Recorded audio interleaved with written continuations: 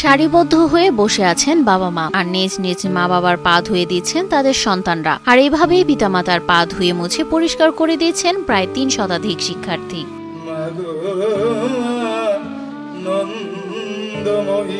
সন্তানের এমন শ্রদ্ধা ও ভালোবাসায় আবেগ আপ্লুত অভিভাবকেরা। কেউ কেউ সন্তানকে জড়িয়ে ধরছেন, কেউ আবার মাথায় হাত বুলাতে গিয়ে আবেগে কান্না করে দিচ্ছেন।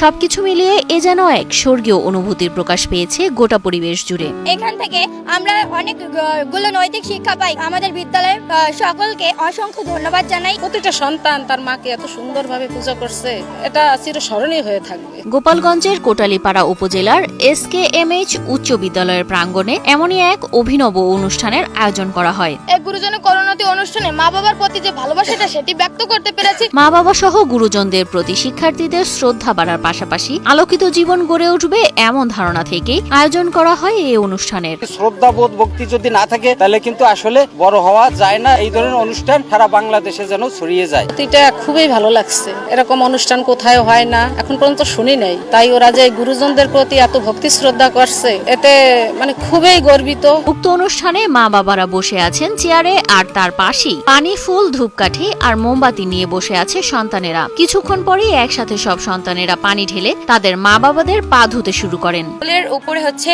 গুরুজনের আশীর্বাদ, গুরুজনের দোয়া, এটাই হচ্ছে সবচেয়ে উপরে। তারা যদি না চায় তাহলে আমরা শত ভালো পেরেও আমরা লক্ষ্য অর্জন করতে পারবো না। পা ধোয়া শেষে তা কাপড় দিয়ে মুছে দিয়ে মোমবাতি আর আগরবাতি জ্বালিয়ে ফুল ছিটিয়ে আশীর্বাদ নেন সন্তানেরা। সন্তানদের এমন ভক্তি দেখে মা বাবারা অশ্রুসিক্ত হয়ে পড়েন। মা বাবাকে জড়িয়ে ধরে আবেগে আপ্লুত হন সন্তানরাও।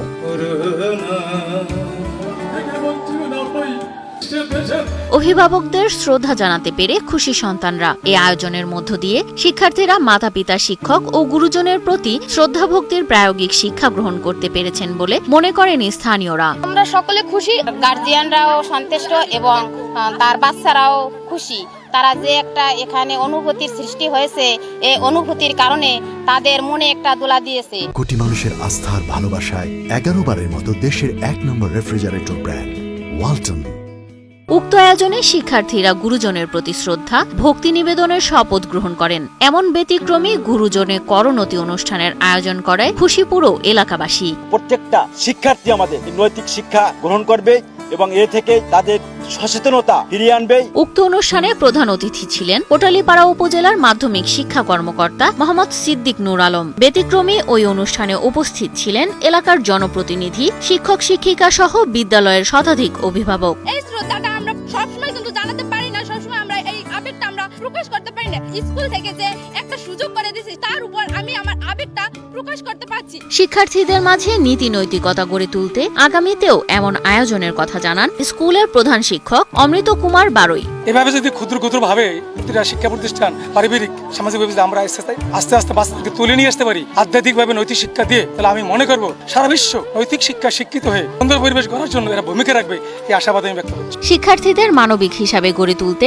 উপজেলার প্রতিটি স্কুলে এমন আয়োজনের কথা জানান উপজেলা শিক্ষা কর্মকর্তা মোহাম্মদ সিদ্দিক নূর আলম। আশা করি আমাদের উপজেলার সব প্রতিষ্ঠানে এইভাবে করে তারা গুরুজনদের ভক্তি করবেন। আমরা যেন আমাদের সামাজিক বন্ডিং, ফ্যামিলি বন্ডিং এর মাধ্যমে আমরা আমাদের জন্য শেষ বয়সটা পার করতে পারি। তারই নৈতিক ভিত্তিটা আজকে এই আমাদের হেড স্যার এখান থেকে শুরু করলেন।